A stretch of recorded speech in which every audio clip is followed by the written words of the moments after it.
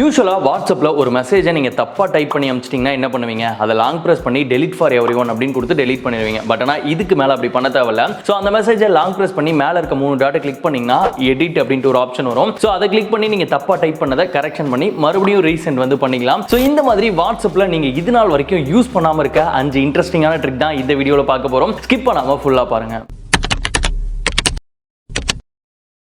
நம்ம அடுத்து பார்க்க போற வாட்ஸ்அப் ட்ரிக். இதுக்கு மேல எந்த தேர்ட் பார்ட்டி அப்ளிகேஷனும் யூஸ் பண்ணாம ஒரு இண்டிவிஜுவல் chat பாக்ஸை உங்களால லாக் பண்ண முடியும். இதை பண்றதுக்கு அந்த கான்டாக்டை ஓபன் பண்ணீங்க அப்படின்னா கீழே இந்த மாதிரி chat lock அப்படினு வரும். அதை கிளிக் பண்ணீங்க அப்படின்னா ஃபிங்கர் பிரிண்ட் வச்சு லாக் பண்றதுக்கான அந்த ஆப்ஷன் வந்து வரும். சோ அந்த செட்டப்லாம் பண்ணிட்டீங்க அப்படின்னா குறிப்பிட்ட கான்டாக்டை மட்டும் நீங்க வந்து ஃபிங்கர் பிரிண்ட் வச்சு லாக் பண்ணிக்கலாம். இதை வந்து ஒரு குரூப்புக்கு வேணும் அப்படினாலும் உங்களால பண்ணிக்க முடியும். அடுத்ததா பார்க்க போற வாட்ஸ்அப் ட்ரிக். இதுக்கு மேல உங்களோட வாட்ஸ்அப் அக்கவுண்ட்டை ஒரே டைம்ல 4 போன்ல உங்களால யூஸ் பண்ண முடியும். இதை பண்றதுக்கு புதுசா ஒரு போன்ல வாட்ஸ்அப் இன்ஸ்டால் பண்ணிட்டு அதுல நம்பர்லாம் கொடுப்போம் இல்லையா, அந்த பேஜ்ல மேல 3 டாட் அந்த 3 டாட்டை கிளிக் பண்ணீங்க அப்படின்னா linked your existing account அப்படினு இருக்கும். அதை கிளிக் பண்ண உடனே QR கோட் ஸ்கேன் பண்ற மாதிரி வரும். சோ நீங்க ஏற்கனவே ஒரு போன்ல வாட்ஸ்அப் லாகின் பண்ணி வச்சிருக்கீங்களா, அதுல 3 டாட்டை கிளிக் பண்ணி linked account இருக்கும். அதை கிளிக் பண்ணீங்கன்னா உங்களுக்கு ஒரு QR கோட் வந்து டிஸ்ப்ளே ஆகும். சோ அதை வந்து ஜஸ்ட் இந்த போன்ல ஸ்கேன் பண்ணிட்டீங்க அப்படின்னா எக்ஸாக்ட்டா அந்த அக்கவுண்ட் வந்து இந்த போன்ல வந்து வந்துரும். இந்த மாதிரி 4 போன் வரைக்கும் ஒரே டைம்ல நீங்க லாகின் பண்ணி வச்சுக்க முடியும். அடுத்ததா பார்க்க போற ட்ரிக் வந்து வாட்ஸ்அப்போட செட்டிங்ஸ் பேஜ்ல இருக்கு. சோ வாட்ஸ்அப்ல வந்து செட்டிங் போனீங்க அப்படின்னா இப்போ புதுசா வந்து இந்த மாதிரி ஒரு சர்ச் ஐகான் வந்து ஆட் பண்ணிருக்காங்க. சோ இது எதுக்கு அப்படின்னா நீங்க வந்து எக்ஸாம்பிள்